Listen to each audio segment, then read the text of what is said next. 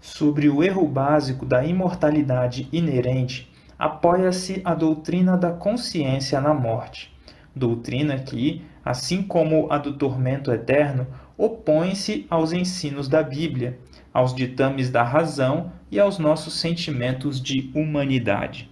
Segundo a crença popular, os remidos no céu estão cientes de tudo o que ocorre na terra, e especialmente da vida dos amigos que deixaram para trás. Mas como poderia ser fonte de felicidade para os mortos o fato de saber das dificuldades dos vivos, testemunhar os pecados cometidos por seus entes queridos e vê-los suportando todas as tristezas, decepções e angústias da vida? Quanto da bem-aventurança celestial seria desfrutada pelos que estivessem contemplando seus amigos na terra? E quão revoltante é a crença de que, logo que o fôlego deixa o corpo, a alma do impenitente é entregue às chamas do inferno? Em que profunda angústia deverão mergulhar os que veem seus amigos passarem à sepultura sem estar preparados para entrar numa eternidade de miséria e pecado? Muitos têm ficado loucos com esse inquietante pensamento.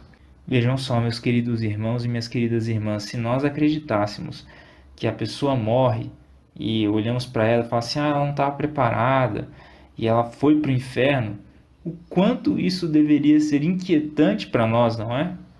Imaginar que a pessoa está queimando, sofrendo, enquanto nós estamos aqui vivos.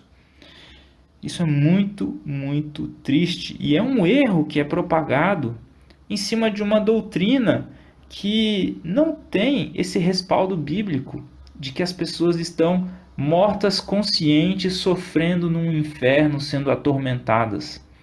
Não é assim, querido irmão, querida irmã. E aí o texto vai continuar dizendo o seguinte para nós: o que as Escrituras dizem em relação a essas coisas? Davi declarou que o ser humano, quando morre, não fica consciente. Sai-lhes o espírito e eles tornam ao pó. Nesse mesmo dia perecem os seus desígnios. Salmos, capítulo 146, verso 4. Salomão deu o mesmo testemunho.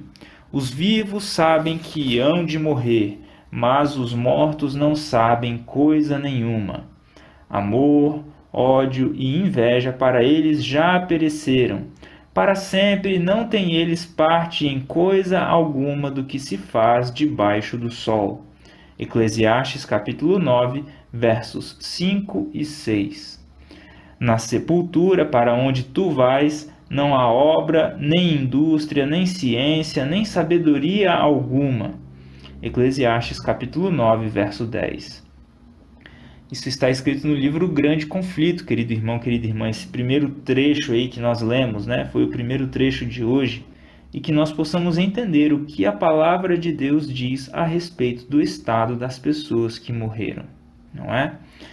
E agora, vamos ler aqui o último texto de hoje. Hoje são somente 2 textos, e o último texto que nós vamos ler está no livro História da Redenção, e diz o seguinte para nós: Pedro falou. A respeito dele, diz Davi: diante de mim via sempre o Senhor, porque está à minha direita, para que eu não seja abalado. Por isso se alegrou o meu coração, e a minha língua exultou. Além disto, também a minha própria carne repousará em esperança, porque não deixarás a minha alma na morte, nem permitirás que o teu santo veja corrupção. Atos capítulo 2, versos 25 até o 27.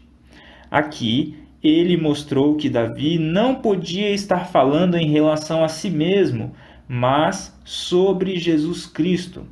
Davi, como rei de Israel e também como profeta, tinha sido honrado por Deus de modo especial. Em visão profética, a vida futura e o ministério de Cristo lhes foram mostrados. Viu sua rejeição, julgamento, crucifixão, sepultamento, ressurreição e ascensão.